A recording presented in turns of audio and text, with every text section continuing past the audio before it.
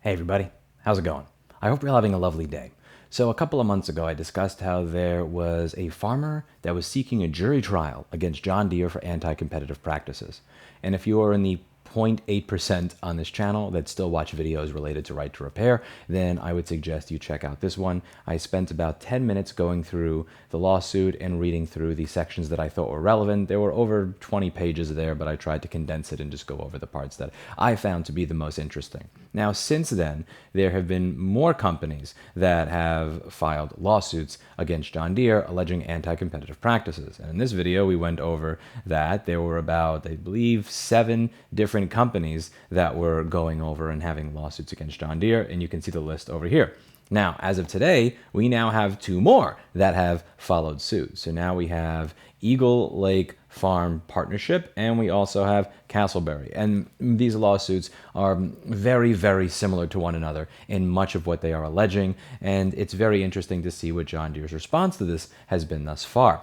So this comes from kmch.com. It says that Deere has asked a federal court to transfer a collection of right to repair lawsuits against it to Illinois. The first case was filed in Illinois by a farm based in North Dakota. Since then, lawsuits have been filed in Tennessee, Oklahoma, Alabama, as well as 2 additional cases in the U.S. District Court for the Northern District of Illinois. The cases allege the company has monopolized the repair service market for Deere equipment with onboard central computers known as the engine control units, or ECUs. The suits seek damages for farmers who paid for repairs from Deere dealers beginning on January 12, 2018 to the present, DTN reported. Deere's motion seeking the transfer of these cases does not include a class action lawsuit filed in Minnesota. And what's interesting is Deere's response to this is, in my opinion, laughable, and I'd like to read why. It says, the CEO, John May, said Deere supports a customer's right to safely maintain, diagnose, and repair Deere's fleet of increasingly technologically advanced and connected equipment. However, we do not support the right to modify embedded software, May said, so we're going to do everything we can to provide the tools, information, and manuals needed for our customers to work on their machines, the Herald and Review reported. And this is not true for a number of different reasons. There's another thing that he says here. John Deere does not support the right to modify embedded software due to the risks associated with the safe operation of equipment, emissions compliance, and engine performance, Hartman said. We remain committed to providing innovative solutions that support our customers' needs, aka just a bunch of wankery and bullshit. So I've went over this in a couple of different videos where John Deere has claimed that they made diagnostics readily available, and I routinely provide examples in this channel of why that is fundamentally not true. One example comes from Kevin O'Reilly, who works with Nathan Proctor at US Perg. I met him at a Boston meetup, and I work very closely with Nathan Proctor on right to repair in many different states. We share lobbying initiatives together, and we are kind of joined at the hip with a lot of this stuff.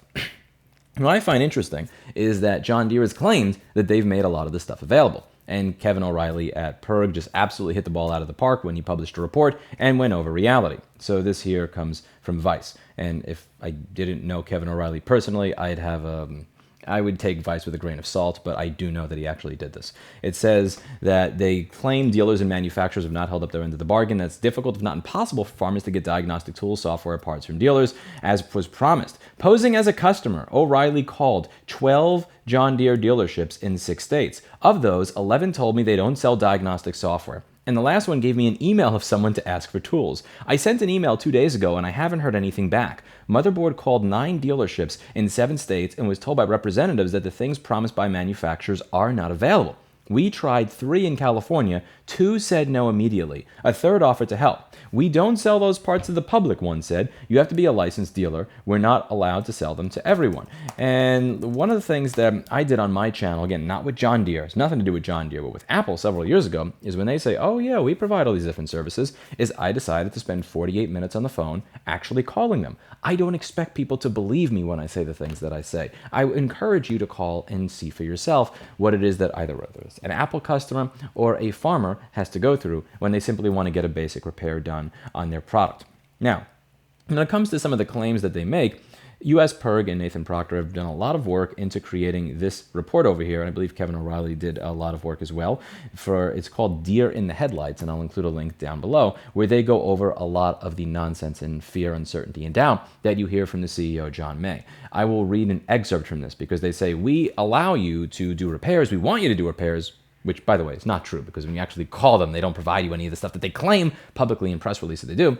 but that we just don't allow you to modify embedded software. It's because we care about your safety. There is a clear difference between resetting an error code and ignoring or overriding safety codes. According to agricultural repair experts, overriding emissions or safety controls requires modification tools, not the tools used for diagnosis and repair that right to repair legislation provides. To override these controls, a farmer would have to first erase the operating system present on the machine, as they cannot access nor remove the included control systems. They would have to then upload new, modified software that either does not have emissions and safety controls or allows a farmer to ignore them. This is illegal, as it violates the tampering provision as laid out in Title 40 of the Code of Federal Regulations, and again, it is not what they're actually asking for. So imagine if, let's say, I said, I want a schematic to a MacBook, right? I want a schematic to be able to repair a MacBook. I want to be able to purchase that so that I can fix a motherboard and get somebody's data back. And Apple says, we do not want people stalking people, but via the AirTag system. And because we care about our customer privacy and we don't want Lewis to be able to stalk people via the AirTag system, we are not going to let him have a schematic to this MacBook motherboard. It's the politicians' thing to do. Well, what they do is they provide an answer that makes complete sense to a question that nobody asked. So they give an answer that sounds good, and then people that don't really understand the answer are like, oh, okay, but they're answering a question that was never asked. The farmers are not asking for access to that, they're asking for the ability to do something else entirely, and he responds with something that is complete and utter garbage, and I wish more of these articles would call them out for it.